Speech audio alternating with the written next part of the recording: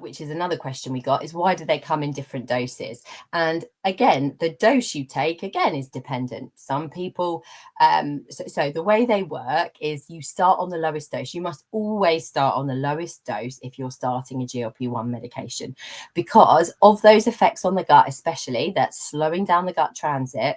If you were to launch yourself in at a higher dose than the lower dose, you'd find you would suffer with quite I don't want to say severe, but you would suffer badly with side effects from the medication because your gut hasn't had a chance to get used to it in a gradually increasing way. So you must always start at the bottom, and that therefore means you've got better chance of making sure that you tolerate it and that it works for you.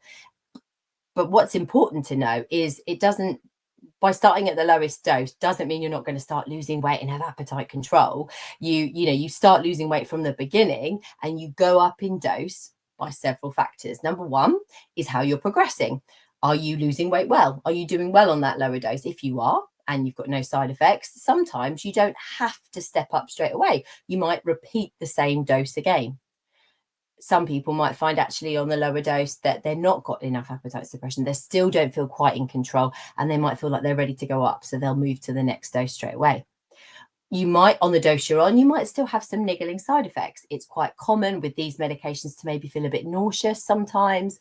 Sometimes it upsets your bowel motions. They might be a bit loose or you might be a bit blocked up. So again, if you've got a niggly side effect, something that hasn't quite settled, then again, that's a reason to repeat the same dose, give your gut that little bit longer to get used to it, and then go up. So there's lots of reasons why you might adjust and go up and down in dose. Some people might stay on the lowest dose for quite a while. Other people go up quickly. It's not a race. It's all individual.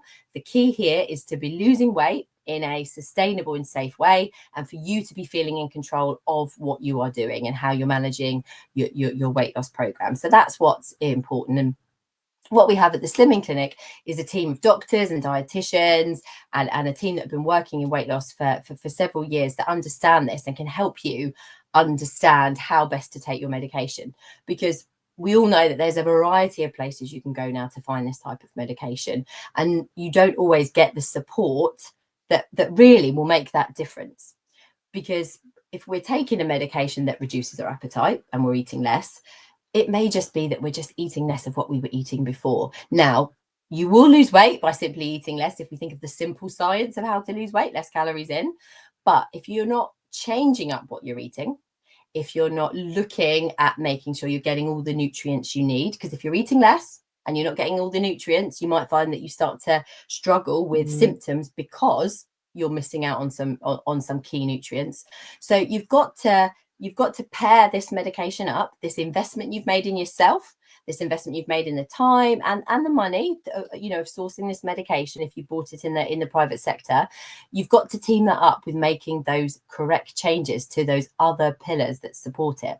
And what we do at the Slimming Clinic is we bring that together for you. We work on how and what areas of support you need the most of to make sure you've got all the tools to get the most out of your medication and your treatment.